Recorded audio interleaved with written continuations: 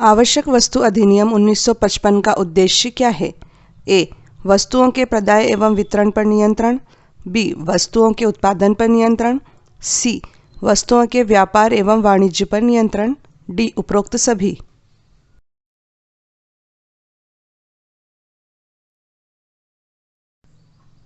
उत्तर है option D, उपरोक्त सभी। आवश्यक वस्तु अधिनियम 1955 भारत में किस तारीख से लागू हुआ था? ए. 1 मई 1955 से। बी. 1 मार्च 1955 से। सी. 1 अप्रैल 1960 से। डी. 1 अप्रैल 1955 से।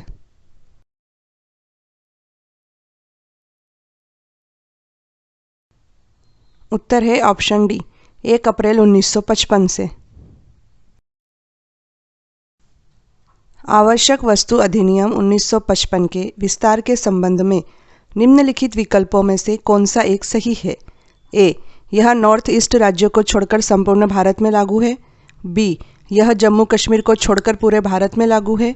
सी. यह आदिवासी क्षेत्र को छोड़कर पूरे भारत में लागू है। डी. यह संपूर्ण भारत में लागू है।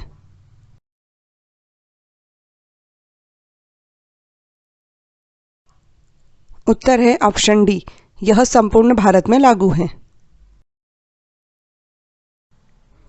आवश्यक वस्तु अधिनियम 1955 में कुल कितनी धाराएं हैं? ए. 16 धाराएं। बी. 20 धाराएं। सी. 22 धाराएं। डी. 27 धाराएं।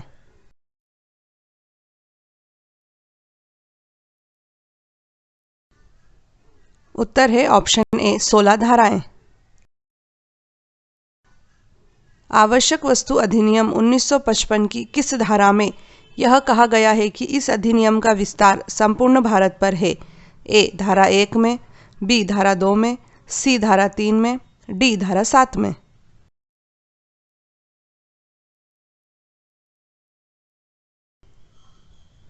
उत्तर है ऑप्शन ए, धारा 1 में। आवश्यक वस्तु अधिनियम 1955 की किस धारा में परिभाषाएं तथा आवश्यक वस्तुओं की घोषणा से संबंधित जानकारी दी गई है? ए. धारा 2 में। बी. धारा 3 में। सी. धारा 4 में। डी. धारा 5 में।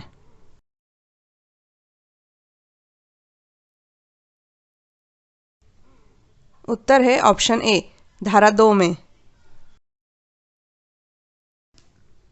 आवश्यक वस्तु अधिनियम 1955 की धारा 2 के अनुसार खाद्यान्न फसलों के तहत निम्नलिखित विकल्पों में से किस एक को भी शामिल किया गया है? ए. गन्ना। बी. कपास। सी. कहवा। डी. चाय।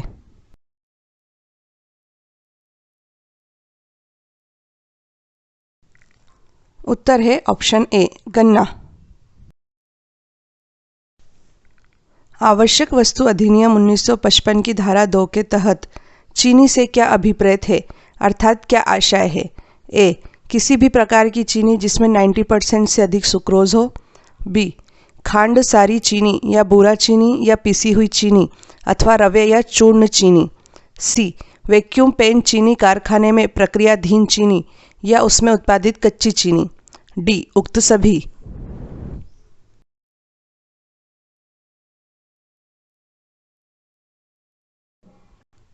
उत्तर है ऑप्शन डी, उक्त सभी।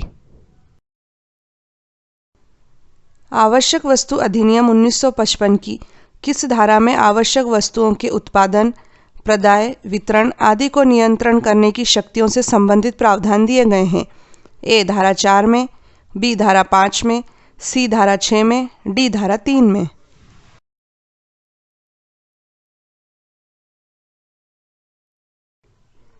उत्तर है ऑप्शन डी, धारा 3 में।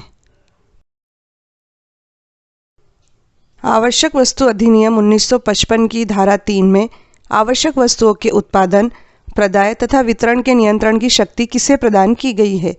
ए. प्रधानमंत्री को। बी. केंद्र सरकार को। सी. राज्य सरकार को। डी. जिला कलेक्टर को।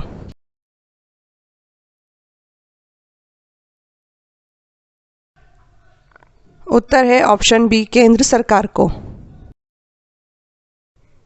आवश्यक वस्तु अधिनियम 1955 की धारा 3 के अंतर्गत केंद्र सरकार निम्नलिखित में से कौन सा उपबंध नहीं कर सकती है? ए. किसी वस्तु के भंडारण, परिवहन, वितरण आदि का आदेश। बी. विक्रय के लिए रखी गई आवश्यक वस्तुओं की बिक्री का प्रतिषेध। सी, आवश्यक वस्तुओं के विपणन हेतु कीमतों का नियंत्रण। डी, किसी वस्तु के उत्पादन या विनिर्माण के अनुज्ञा पत्रों का विनियमन।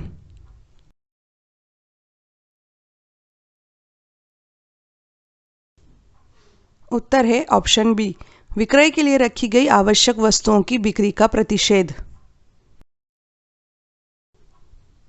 आवश्यक वस्तु अधिनियम 1955 के अंतर्गत धारा 3 के अधीन दिए गए किसी आदेश के उल्लंघन हेतु शास्तियों अर्थात दंड या सजा का उल्लेख इस अधिनियम की किस धारा में किया गया है?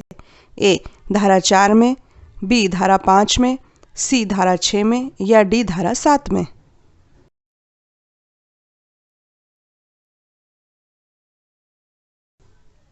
उत्तर है ऑप्शन डी, धारा 7 में। आवश्यक वस्तु अधिनियम 1955 की धारा 3 के अंतर्गत यदि किसी वस्तु को जब्त किया जाता है तो उसकी रिपोर्ट किसे भेजी जाएगी? ए, केंद्र सरकार को, बी, राज्य सरकार को, सी, जिला कलेक्टर को, डी, जिला खाद्य तथा नागरिक आपूर्ति अधिकारी को।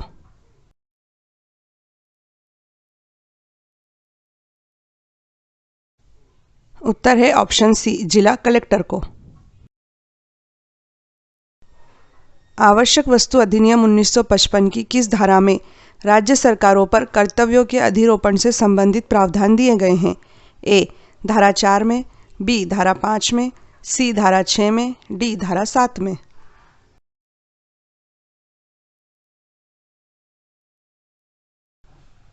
उत्तर है ऑप्शन ए, धारा 4 में। आवश्यक वस्तु अधिनियम 1955 की किस धारा में शक्तियों के प्रत्ययों से संबंधित प्रावधान दिए गए हैं? ए, धारा 4 में, बी, धारा 5 में, सी, धारा 6 में, डी, धारा 7 में।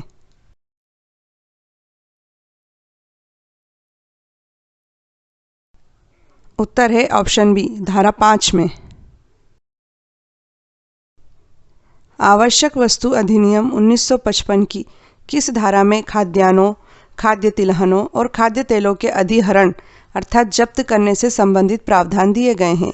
ए, धारा 8 में, बी, धारा 9 क में, सी, धारा 6 क में, डी, धारा 7 स में।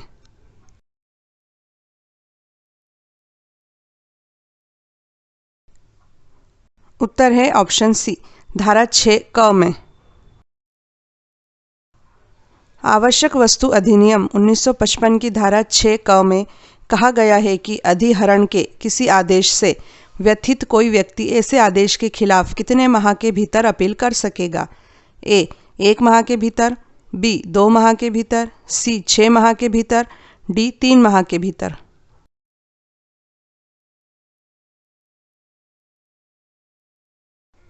उत्तर है ऑप्शन ए, 1 माह के भीतर।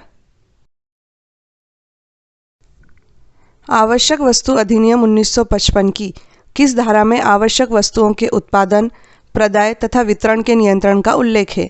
ए, धारा 3, बी, धारा 5, सी, धारा 6 या डी, धारा 7।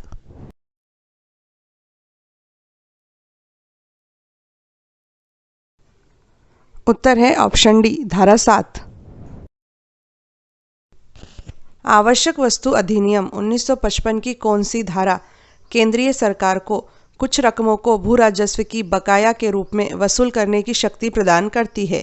ए, धारा 7 क, बी, धारा 8 क, सी, धारा 9 क, डी, धारा 10 स।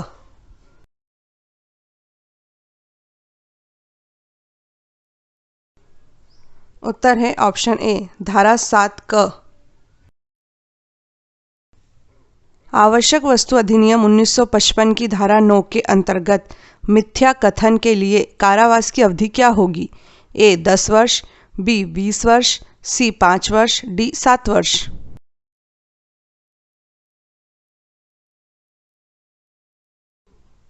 उत्तर है ऑप्शन सी, 5 वर्ष।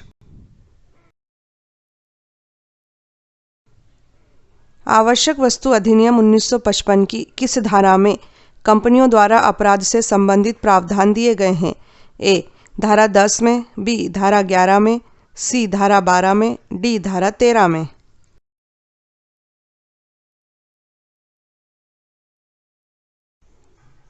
उत्तर है ऑप्शन ए धारा 10 में। आवश्यक वस्तु अधिनियम 1955 की किस धारा में अपराधों का संज्ञेय होना बताया गया है? ए धारा 10 क में, बी धारा 11 क में, सी धारा 13 क में, डी धारा 15 स में।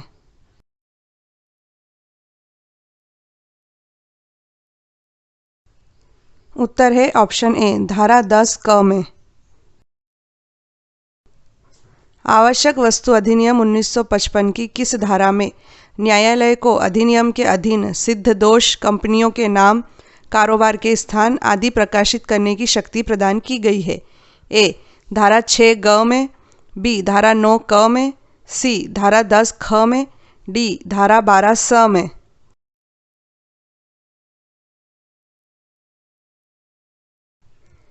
उत्तर है ऑप्शन सी धारा 10 ख में। आवश्यक वस्तु अधिनियम 1955 की धारा 3 के अधीन किए गए आदेश के उल्लंघन के लिए सिद्ध दोष किसी व्यक्ति के बारे में 5,000 रुपये से अधिक जुर्माने का दंडादेश पारित करने का प्रावधान किस धारा में दिया गया है? ए धारा 11 में, बी धारा 16 में, सी धारा 14 में, डी धारा 12 में।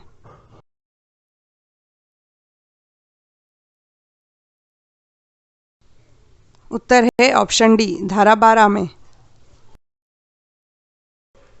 आवश्यक वस्तु अधिनियम 1955 की किस धारा में लोक सेवकों का अभियोजन से संबंधित प्रावधान दिए गए हैं? ए धारा 14 में, बी धारा 15 क में, सी धारा 14 स में, डी धारा 12 में।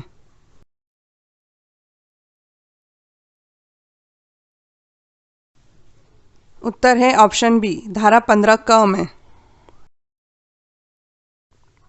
आवश्यक वस्तु अधिनियम 1955 के तहत आवश्यक वस्तु में क्या शामिल नहीं है? ए तिलहन, बी उर्वरक, सी पानी, डी औषधि।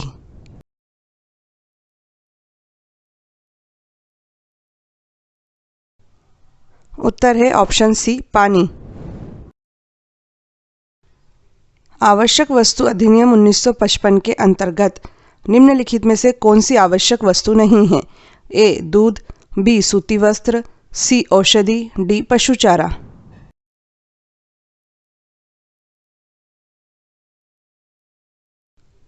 उत्तर है ऑप्शन ए दूध। आवश्यक वस्तु अधिनियम 1955 के प्रावधानों के अंतर्गत सभी प्रकार के अपराधों का विचारण कौन करेगा? ए द्वितीय श्रेणी न्यायिक मजिस्ट्रेट, बी तृतीय श्रेणी न्यायिक मजिस्ट्रेट, सी प्रथम श्रेणी न्यायिक मजिस्ट्रेट, या डी जिला मजिस्ट्रेट।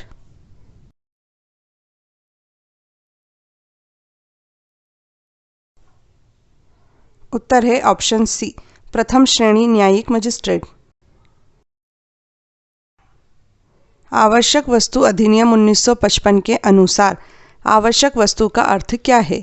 ए आवश्यक वस्तु का अर्थ इस अधिनियम की धारा 2 में परिभाषित है, बी आवश्यक वस्तु का अर्थ इस अधिनियम की धारा 3 में परिभाषित है, सी आवश्यक वस्तु का अर्थ इस अधिनियम के परिशिष्ट में परिभाषित है, डी आवश्यक वस्तु का अर्थ इस अधिनियम की अनुसूची में परिभाषित है।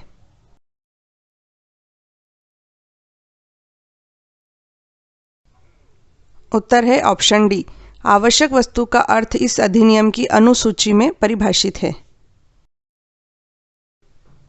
आवश्यक वस्तु अधिनियम 1955 के अंतर्गत दंडनीय हर एक अपराध किस प्रकार का होगा? ए संज्ञेय, बी असंज्ञेय, सी नीति विरुद्ध, डी उक्त सभी।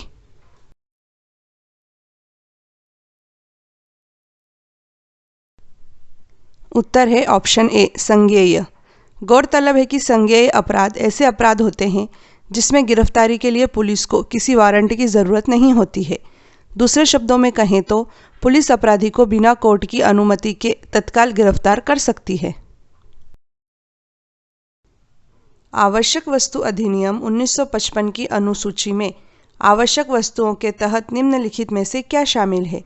ए पेट्रोलियम तथा पेट्रोलियम उत्पाद, बी फलों तथा सब्जियों के बीज, सी तिलहन तथा खाद्य तेल, डी उक्त सभी।